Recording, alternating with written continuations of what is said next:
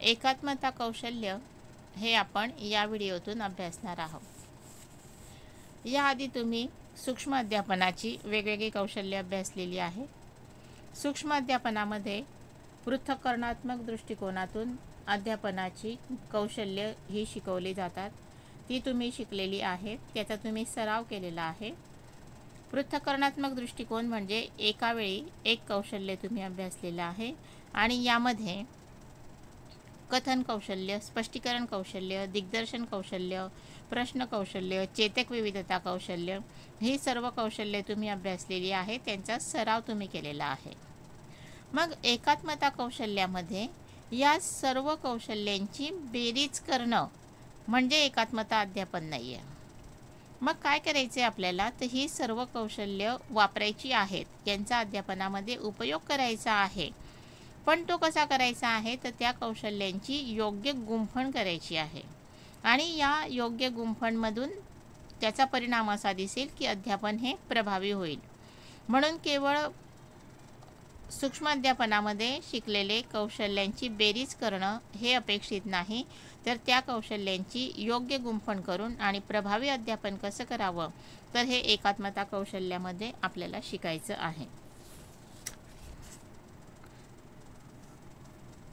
तर सूक्ष्म अध्यापनामध्ये जे कौशल्य आपण शिकतो तर ते कौशल्य आणि त्याचे उपघटक याचा विचार आपण केलेला असतो. परंतु वर्ग अध्यापनामध्ये एखादा पाठ्यक्रम शिकवायचा असेल तर कोणकोणती कौशल्य वापरावी लागतील याचा विचार करावा लागतो.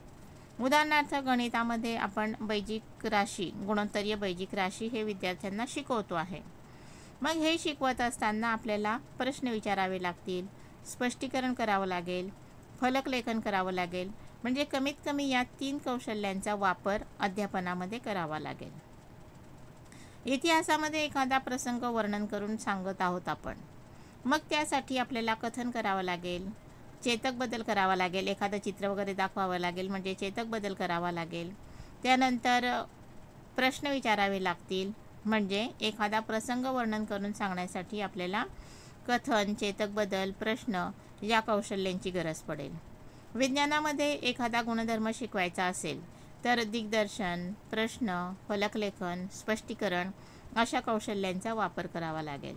म्हणजे घटक कोणता आहे त्यानुसार कोणकोणते कौशल्य वापरावे लागतील, तर हे एकात्मता कौशल्यामध्ये आपल्याला ठरवायचं असतं आणि त्या कौशल्यांची योग्य गुंफण करून आणि अध्यापन करायचं असतं. मग या एकात्म कौशल्याचे घटक कोणकोणते आहे, तर ते म्हणजे पाठ विकासासाठी योग्य कौशल्याची निवड, दुसरं पाठ्यविषयाला अनुसरून योग्य कौशल्यांचा वापर, तिसरं सहजतेने कौशल्यांचा उपयोग, चौथं अनपेक्षित अध्ययन स्थितीला योग्य प्रकारे प्रतिसाद, पाचवं कौशल्य वापराचा अट्टहास नको आणि सहावं विद्यार्थ्यांचा कमाल सहभाग. तर हे 6 एकात्मता कौशल्याचे घटक आहेत. पाठ विकासासाठी योग्य कौशल्याची निवड, पाठ्यविषयाला अनुसरून योग्य कौशल्यांचा वापर, सहजतेने कौशल्यांचा वापर, अनपेक्षित अध्ययन स्थितीला योग्य प्रकारे प्रतिसाद, कौशल्य वापराचा अट्टहास नको आणि विद्यार्थ्यांचा कमाल सहभाग. तर हे 6 घटक आपल्याला एकात्म कौशल्यामध्ये वापरायचे आहेत. तर पहिला आपण विचारात घेऊ ते म्हणजे पाठ विकासासाठी योग्य कौशल्याची निवड. तर आपण जो आशय घेतलेला आहे तर त्याचा विकास होण्यासाठी, ते विद्यार्थ्यांपर्यंत प्रभावीपणे पोहोचण्यासाठी कोणते कौशल्य निवडावे लागतील तर हे ठरवावं लागतं. उदाहरणार्थ गणितामध्ये वृत्तचितीचे घनफळ हा पाठ शिकवायचा असेल आणि आपण जर ठरवलं की हा फक्त स्पष्टीकरणाने आपण शिकवू, तर ते तितकं योग्य होणार नाही. त्याऐवजी आपण जर फळ्यावर आकृती काढली तर त्यापेक्षा जास्त स्पष्टीकरण होईल.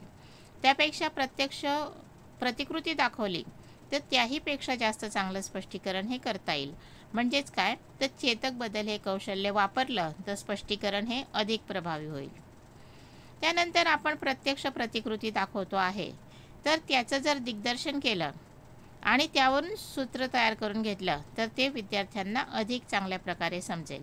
म्हणजे वृत्तचितीचं घनफळ हे जर आपल्याला प्रभावीपणे अध्यापन करायचं असेल तर त्यासाठी स्पष्टीकरण कौशल्य, चेतक बदल कौशल्य, दिग्दर्शन कौशल्य आणि गणिताचा पाठ घेतो आहे तर फलकलेखन तर येईलच. म्हणजे कमीत कमी या 4 कौशल्यांचा वापर केल्यानंतर हे युनिट आपल्याला चांगल्या प्रकारे शिकवता येईल.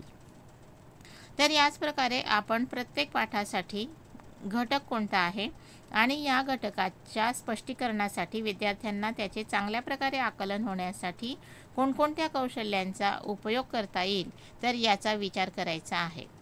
म्हणजे आपल्याला पहिला घटक विचारात घ्यावा लागेल, तो म्हणजे पाठ विकासासाठी योग्य कौशल्याची निवड.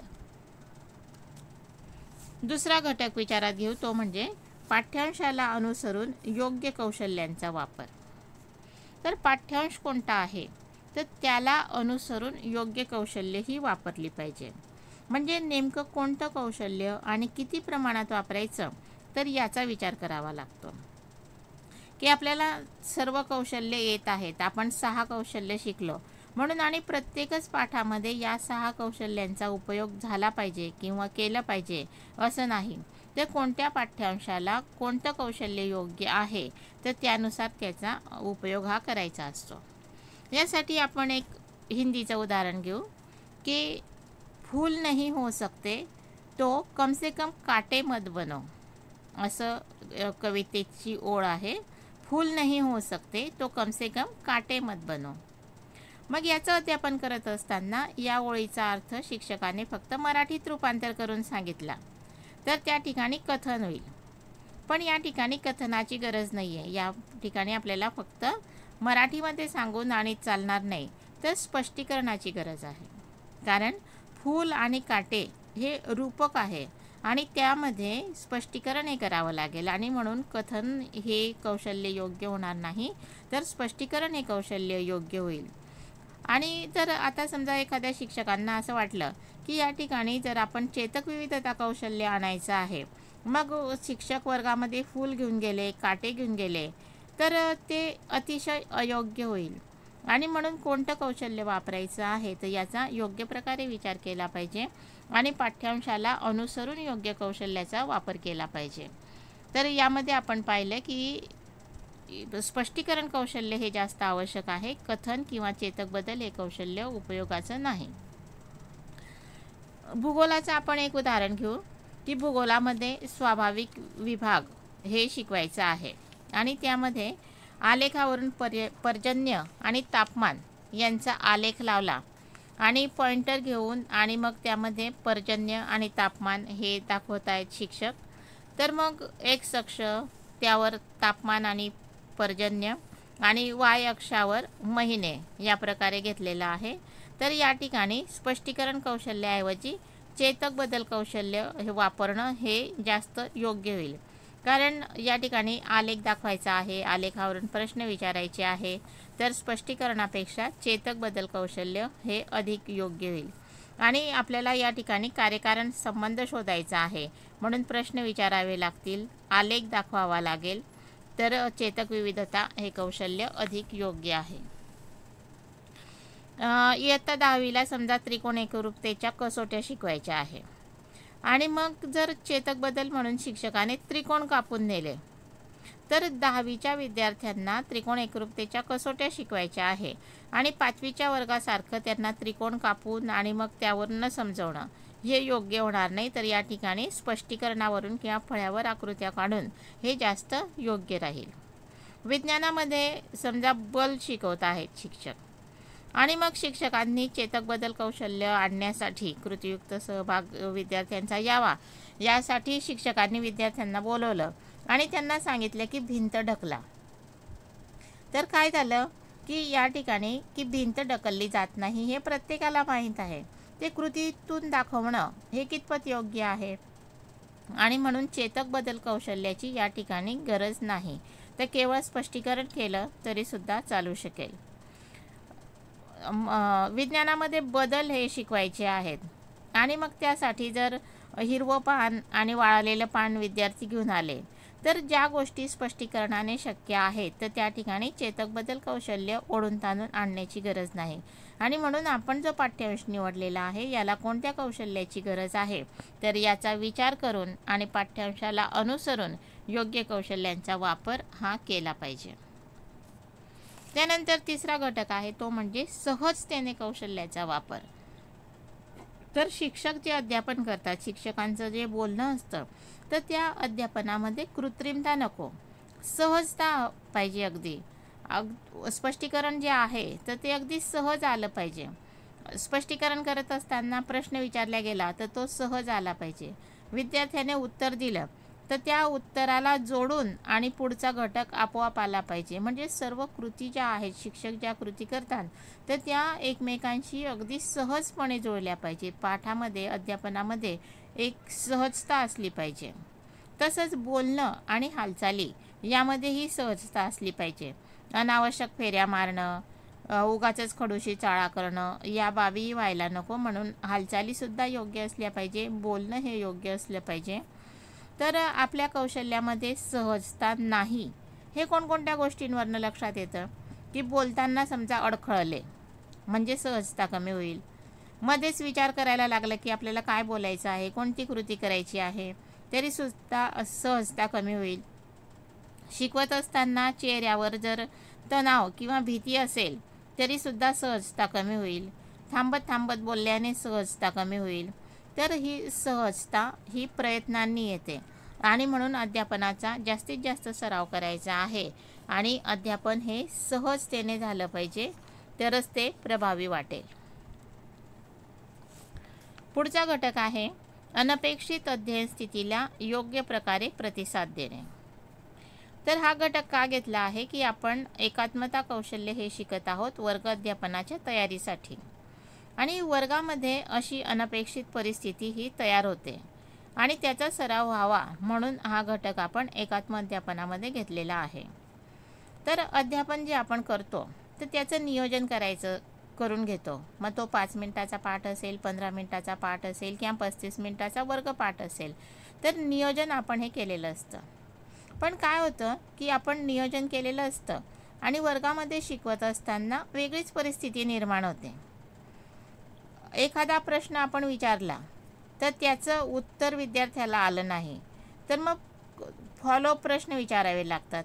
ही ऐनवेळेची कृती असते आणि नियोजनामध्ये आपण असं ठरवलेलं असतं की आपण प्रश्न विचारला आणि विद्यार्थी पूर्ण बरोबर उत्तर देईल तर आपण हीच अपेक्षा करतो की विद्यार्थ्याने पूर्ण बरोबर उत्तर द्यावं.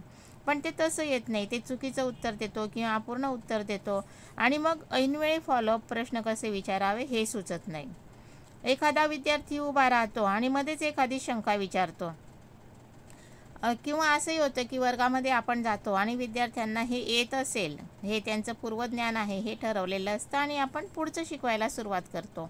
पण आपल्या असं लक्षात येतं की आपण जे पूर्वज्ञान म्हणून ठरवलेलं आहे तर ते विद्यार्थ्यांना अजिबात माहीत नाही आणि मग या प्रकारची परिस्थिती आल्यानंतर काय करावं तर हे सुद्धा आपल्याला एकात्मता अध्यापनामध्ये शिकायचं असतं. समजा पॉवर पॉईंट प्रेझेंटेशनची तयारी केली आणि वर्गामध्ये गेलं आणि लाईटच नाही, मग काय करायचं? तर मग आपल्याला ही पण तयारी पाहिजे की नेहमीच्या पद्धतीने शिकवता येईल. शिक्षकांनी असं ठरवलं की वर्गामध्ये आपण तापमापीची रचना शिकवायची आहे आणि शिक्षक वर्गामध्ये तापमापी घेऊन जातात आणि मग ती विद्यार्थ्याच्या हातून पडते आणि फुटून जाते. मग काय करायचं? तर शिक्षकाच्या लगेच लक्षात आलं पाहिजे की तापमापी फुटली. मग आपण जर फळ्यावर आकृती काढली तर आपल्याला रचना सहज शिकवता येईल. तर म्हणजे की कोणती अनपेक्षित स्थिती निर्माण होईल आणि त्याला कसं तोंड द्यायचं तर यालासुद्धा शिक्षक तयार असला पाहिजे आणि हे शिक्षकांनी केलं पाहिजे. तर वर्गामध्ये तर या प्रकारची परिस्थिती खूप वेळा निर्माण होते आणि म्हणून एकात्म अध्यापनामध्ये याचा सराव करणं हे गरजेचं असतं. तर विद्यार्थ्याने म्हणजे की विद्यार्थी काय प्रश्न विचारेल किंवा अनपेक्षित कोणती परिस्थिती निर्माण होईल तर हे आपल्याला आधी सांगता येत नाही आणि म्हणून काय असलं पाहिजे महत्त्वाचं लक्षात घ्या तुम्ही की जर आपल्याला अनपेक्षित अध्ययन स्थितीला योग्य प्रकारे तोंड द्यायचं असेल तर आपला विषयाचा पूर्ण अभ्यास पाहिजे. म्हणजे विद्यार्थ्याने कोणतीही शंका विचारली, ऐनवेळेस कोणतीही घटना घडली तर त्यावर कसं आपल्याला निर्णय घेता येईल, तर हे आपल्या पूर्ण अभ्यासावर असतं. आपला जर पूर्ण अभ्यास असेल, तो विषय जर आपल्याला पूर्ण समजलेला असेल, सखोल आकलन झालेलं असेल, आपला त्याचा डीप स्टडी असेल, तर आपण कोणत्याही पद्धतीने ते शिकवू शकतो. आणि म्हणून विषयाचा पूर्ण अभ्यास असला पाहिजे आणि प्रसंगावधान असलं पाहिजे, की एखाद्या परिस्थितीतून योग्य मार्ग कसा काढायचा.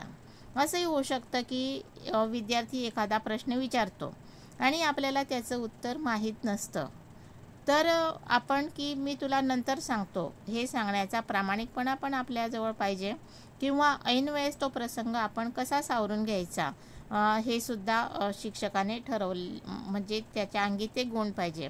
तर ज्या शिक्षकाचा विषयाचा पूर्ण अभ्यास असेल आणि त्याच्याजवळ प्रसंगावधान असेल, तर तो अनपेक्षित अध्ययन स्थितीला योग्य प्रकारे प्रतिसाद देऊ शकतो, योग्य प्रकारे तोंड देऊ शकतो. तर याचा सराव आपल्याला एकात्म अध्यापनामध्ये करायचा आहे. पुढचा घटक विचारात घेऊ ते म्हणजे कौशल्य वापराचा अट्टाहास नको. तर होतं काय की आपण पूर्ण 6 कौशल्य शिकलेली असतात आणि मग असं वाटतं आपल्याला की आपण जितके कौशल्य शिकलेली आहेत, तर या सर्वांचा उपयोग आपल्याला करता आला पाहिजे. आणि घटक असे असतात की प्रत्येक पाठामध्ये सर्व कौशल्य येतीलच असं नाही. चेतक बदल कौशल्य आलं पाहिजे म्हणून जर आपण इयत्ता 10वीच्या वर्गामध्ये महात्मा गांधींचं चित्र दाखवलं, तर ते अयोग्य होईल. फूल आणि दगड हा धडा शिकवायचा आहे, त्यासाठी वर्गामध्ये फूल आणि दगड घेऊन गेलं कौशल्य चेतक बदल कौशल्य येण्यासाठी, तर ते चुकीचं होईल. गरिबीचं वर्णन करायचं आहे आणि वर्गामध्ये जर्मलचे भांडे घेऊन गेले गरिबीचं वर्णन करण्यासाठी, तर ते चुकीचं होईल. तर विशेषतः चेतक बदल आणि प्रश्न विचारण्यासाठी शिक्षकाकडनं अट्टाहास होतो आणि त्यामधून मग अशा हास्यास्पद कृती या घडत असतात. तर ओढून ताणून कोणतंही कौशल्य आणू नका, किंवा प्रश्न कौशल्य येण्यासाठी या प्रकारचे प्रश्न विचारले जातात. मी कोणती कृती करत आहे, चित्रात काय काय दिसत आहे, यासारखे अनावश्यक प्रश्न विचारण्याची गरज नाही. चेतक बदलसाठी प्रत्येक वाक्यालाच इकडे पहा, इकडे लक्ष द्या, की जेणेकरून व्हर्बल फोकसिंग येईल, तर असं करण्याची गरज नाही. तर एखादं कौशल्य वापरायचा, अट्टाहास करायचा नाही. त्या घटकाला, त्या वर्गाला, त्या विद्यार्थ्यांना कोणते कौशल्य योग्य आहेत हे पाहून आणि कौशल्याचा वापर करायचा आहे. एखाद्या कौशल्याच्या वापराचा अजिबात अट्टाहास करायचा नाही. त्यानंतर पुढचा महत्त्वाचा घटक तो म्हणजे विद्यार्थ्यांचा कमाल सहभाग. कमाल म्हणजे जास्तीत जास्त सहभाग. तर विद्यार्थी हे कार्यरत राहावेत, तर यासाठी विद्यार्थ्यांना शाब्दिक सहभाग त्यांचा घेतला जातो किंवा कृतीयुक्त सहभाग हा घेतला जातो. मग कृतीयुक्त सहभाग आपण पूर्ण वर्गामध्ये जितके 50-60 विद्यार्थी असतात, तर यांना देणं शक्य नसतं, परंतु शब्दांनी आपल्याला सर्व विद्यार्थ्यांना कार्यरत ठेवता येतं आणि म्हणून आपल्या पाठामध्ये जास्तीत जास्त प्रश्न विचारले गेले पाहिजे, त्यांचा शाब्दिक सहभाग घेतला पाहिजे. आणि एक लक्षात घ्यायचं की आपण जी लेसन नोट काढलेली असते, तर ही एक दिशादर्शक असते, तर त्यामध्ये ऐनवेळेस आपल्याला बदल करता आला पाहिजे, तरच आपल्या अध्यापनामध्ये सहजता येते आणि जो पाठ्यांश आपण शिकवतो तर तो सलगपणे शिकवता आला पाहिजे. तर या प्रकारे आपण एकात्मता अध्यापनाचे हे 6 घटक पाहिले. तर हे 6 घटक विचारामध्ये घेऊन आपण एकात्म पाठ हा जास्तीत जास्त चांगला घ्यायचा आहे. मग जो पाठ आपण निवडणार आहोत, जो पाठ्यांश आपण निवडणार आहे, तर 15 मिनिटाचं आपल्याला अध्यापन करायचं आहे. 5 मिनिटाचा तुम्ही सराव केलेला आहे, त्यामुळे एखादा महत्त्वाचा मुद्दा आला तरीसुद्धा आपण तो पाठ्यांश निवडत होतो. परंतु एकात्म अध्यापनामध्ये असा पाठ्यांश निवडा की ज्यामध्ये अध्यापनाचे कमीत कमी 3-4 मुद्दे असतील, त्यामध्ये स्पष्टीकरणाची संधी असेल, चांगले प्रश्न विचारता येतील, चेतक बदल कौशल्य आणता येईल, मुद्देसूद फलक लेखन येईल, एखाद्या प्रयोगाचं दिग्दर्शन येईल. तर अशा प्रकारे जास्तीत जास्त चांगला घटक तुम्ही निवडायचा आहे. तर या कौशल्याची लेसन